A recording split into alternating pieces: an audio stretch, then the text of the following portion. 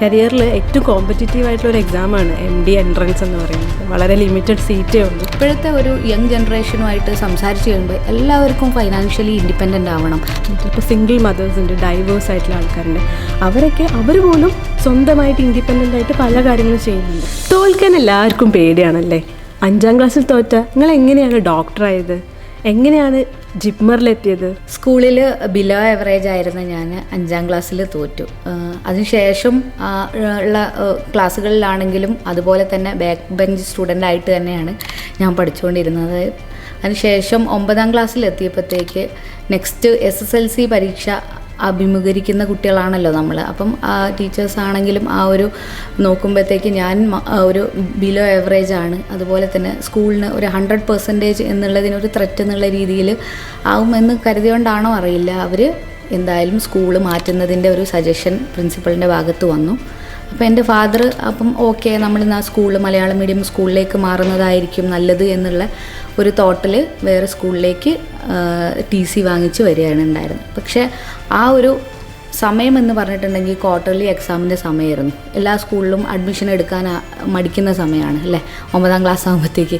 അപ്പം അങ്ങനെ ഒരു മലയാളം മീഡിയം സ്കൂളിൽ എനിക്ക് അഡ്മിഷൻ കിട്ടി. പക്ഷേ അവിടെ എന്നെ വരവേറ്റത് അവിടുത്തെ ടീച്ചേഴ്സും സ്റ്റുഡൻസും ഒക്കെ ഭയങ്കര പോസിറ്റീവായിട്ടായിരുന്നു. അവർ തന്ന ഒരു മോട്ടിവേഷനും ഒരു എന്താ പറയുക പ്രോത്സാഹനവും കാരണം എനിക്ക് 10ാം ക്ലാസ്സിൽ അവിടുത്തെ ടോപ്പറായി ഡിസ്റ്റിങ്ഷനോട് കൂടി അവിടെ പാസ്സാവാൻ പറ്റി.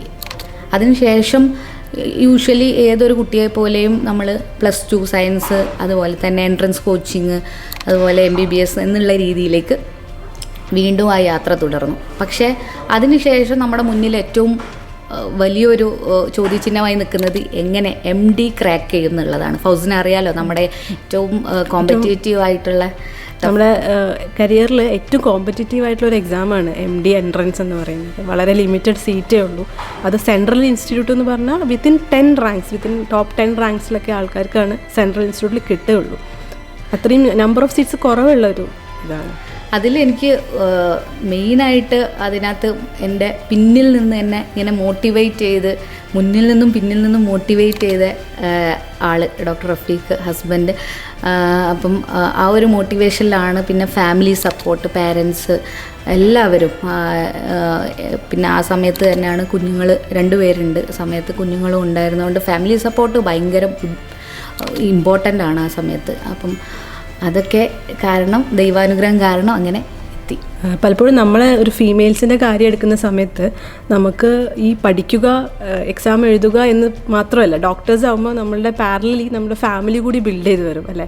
നമുക്ക് കല്യാണം കഴിഞ്ഞിട്ടുണ്ടാവും, കുട്ടികളുണ്ടാവും, അതിൻ്റെ കൂടെ എക്സാംസ് എഴുതണം, വർക്ക് ചെയ്യണം. ഇപ്പോൾ ഡോക്ടേഴ്സിനെ സംബന്ധിച്ചിടത്തോളം PG ലൈഫ് എന്ന് പറയുമ്പോൾ പഠിക്കുക എന്ന് മാത്രമല്ല, അവിടെയുള്ള ആ ഹോസ്പിറ്റലിൽ എല്ലാ പണിയും ചെയ്യുന്ന ആൾക്കാർ നമ്മൾ പറയും ബംഗാളികളാണ്.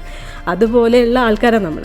അപ്പോൾ അതിൻ്റെ കൂട്ടത്തിൽ എല്ലാം കൂടി മാനേജ് ചെയ്ത് എത്തുന്ന ആ ഒരു ക്രൈസിസ്, അത് നമ്മൾ മുന്നോട്ട് കൊണ്ടുപോയെന്നുള്ളത് സത്യം പറഞ്ഞാൽ നമുക്ക് അഭിമാനിക്കാവുന്ന രീതിയാണ്. ഒരു കൺസൾട്ടൻറ്റ് റേഡിയോളജിസ്റ്റ് ആയിട്ട് ഇപ്പോൾ റെപ്യൂട്ടഡ് ഹോസ്പിറ്റൽസിൽ വർക്ക് ചെയ്യുന്നുണ്ട്. അപ്പം ഫൗസിൻ്റെ ആ ഒരു ജേണിയും എങ്ങനെയായിരുന്നു? എന്നെ സംബന്ധിച്ചിടത്തോളം ഞാൻ ബോൺ ആൻഡ് ബോട്ടപ്പ് ഇൻ കുറച്ച് എഡ്യൂക്കേറ്റഡ് ആയിട്ടുള്ള ഫാമിലി, പേരൻസ് 2 പേരും വർക്ക് ചെയ്യുന്നു. ഒരുപാട് കംഫർട്ടബിൾ ആയിട്ട് തന്നെയാണ് മുന്നോട്ട് വന്നത്. പിന്നെ മാരീഡ് ആയിട്ടുണ്ടെങ്കിൽ തന്നെ മാരി ചെയ്തിട്ടുള്ള ഇൻലോസ് ആണെങ്കിൽ ഡോക്ടേഴ്സാണ്. പക്ഷേ വൺസ് നമ്മൾ ഫാമിലി ആകുമ്പോൾ, അത് നമുക്ക് കുട്ടി എന്ന് പറയുന്ന ഒരു സംഭവം നമ്മളെ കയ്യിലെത്തുന്ന സമയത്ത്, ആ ടൈമിൽ എനിക്ക് ഫസ്റ്റ് കുട്ടി ഉണ്ടായ സമയത്ത്, ആ ടൈമിൽ ഞാൻ ജസ്റ്റ് കോഴ്സിന് ബ്രേക്ക് എടുത്ത സമയമായിരുന്നു. ലൈക്ക് MBBS കഴിഞ്ഞു, ഹൗസ് സർജൻസി കഴിഞ്ഞ സമയത്താണ് ഞാൻ ഡെലിവർ ആയത്. ഇനി നെക്സ്റ്റ് ക്യാരി ഓൺ ചെയ്യാൻ നിൽക്കുന്ന ഗ്യാപ്പിലാണ് എൻ്റെ കയ്യിൽ കുട്ടി വരുന്നത്. അപ്പോൾ എന്നെ സംബന്ധിച്ചിടത്തോളം എങ്ങനെ ഞാൻ മുന്നോട്ട് പോകും, ലൈക്ക് ഈ ഒരു കുട്ടിയെ വേറൊരാളെ കൈകളിൽ ഏൽപ്പിക്കുക എന്ന് പറയുന്നത് തന്നെ എനിക്ക് ഭയങ്കര ഹാർട്ട് ബ്രേക്കിംഗ് ആയിരുന്നു. അപ്പോൾ എങ്ങനെ അടുത്ത സ്റ്റെപ്പ് മുന്നോട്ട് പോകുമെന്നത് സത്യം പറഞ്ഞാൽ ഞാൻ കൺഫ്യൂസ്ഡ് ആയിരുന്നു. ലൈക്ക് ഓൾമോസ്റ്റ് ഒരു 3 മന്ത്സ് ഞാൻ ബ്രേക്ക് എടുത്ത് നിന്നിട്ടുണ്ട്. ആ സമയത്ത് പിന്നീട് എനിക്ക് തോന്നി I have to do this, because ഈ ഡെസിഷൻ എടുത്തില്ലെങ്കിൽ ഞാൻ അവിടെ നിന്ന് പോകും. ഈവൻ MBBS ഉള്ള ഒരാളാണെങ്കിൽ പല ആൾക്കാർ നിന്ന് പോയിട്ടുണ്ട്.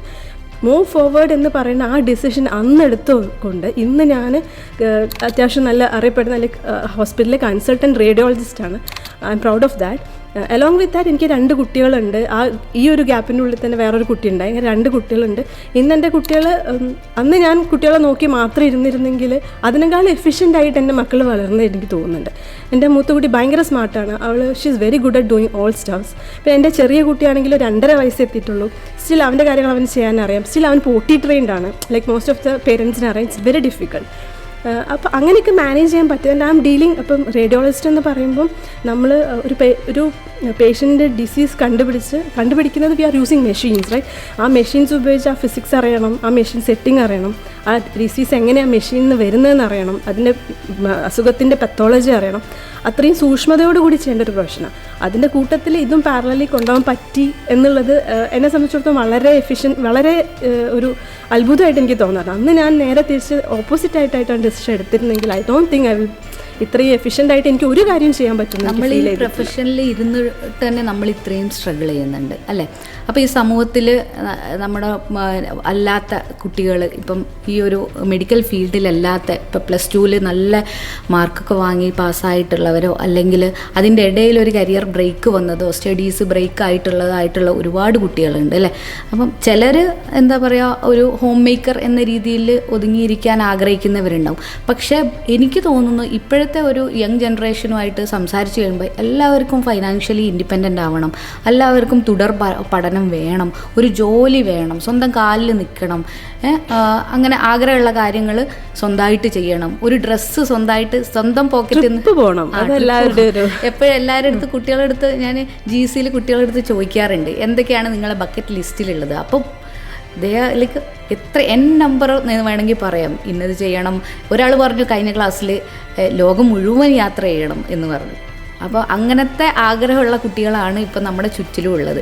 അപ്പോൾ അവർക്ക് തന്നെ അറിയാം ഒരു ജോലി വേണം, ഫൈനാൻഷ്യലി ഇൻഡിപെൻഡൻ്റ് ആവണം, പെട്ടെന്ന് തന്നെ ഒരു കരിയർ ബിൽഡ് ചെയ്യണം. പക്ഷേ ചിലർക്കൊക്കെ ഇത് ഇപ്പം ഫാമിലി അല്ലെങ്കിൽ വേറെ ബൗണ്ടറീസ് ഉള്ളത് കാരണം ചിലപ്പം അത് നിന്ന് പോയവരുണ്ടാവും.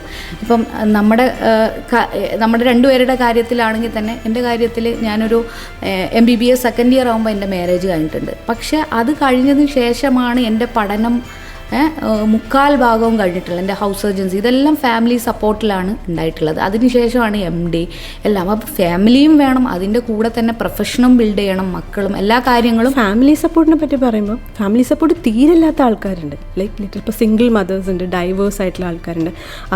അവർ പോലും സ്വന്തമായിട്ട് ഇൻഡിപെൻഡൻ്റ് ആയിട്ട് പല കാര്യങ്ങളും ചെയ്യുന്നുണ്ട്. കാരണം ഇന്നത്തെ കാലഘട്ടത്തിൽ നമുക്ക് ഒരുപാട് ഡേ കെയർസ് ആയാലും സ്കൂളുകളായാലും ഒരുപാട് ഫെസിലിറ്റീസ് അവൈലബിൾ ആണ്. പിന്നെ ഓൺലൈൻ ക്ലോസുകൾ ചെയ്യാനുള്ള ഓപ്ഷൻസ് ഉണ്ട്, ഓൺലൈൻ ജോബ് ചെയ്യാനുള്ള ഓപ്ഷൻസ് ഉണ്ട്, ഫ്രീലാൻസിങ് ഓപ്ഷൻസ് ഉണ്ട്, ഒരുപാട് ഓപ്ഷൻസ് ഉണ്ട് ആക്ച്വലി. സോ നമുക്ക് ഏറ്റവും ആദ്യം വേണ്ടത് ഒരു ആഗ്രഹവും പാഷനും നമുക്ക് ആ ഒരു കോൺഫിഡൻസും ആണ് ആക്ച്വലി ആൾക്കാർക്ക് വേണ്ടതെന്ന് തോന്നുന്നു. നമുക്ക് ഇന്നത് ട്രൈ ചെയ്ത് നോക്കാം. ഓക്കെ, ചിലപ്പം ശരിയാവും.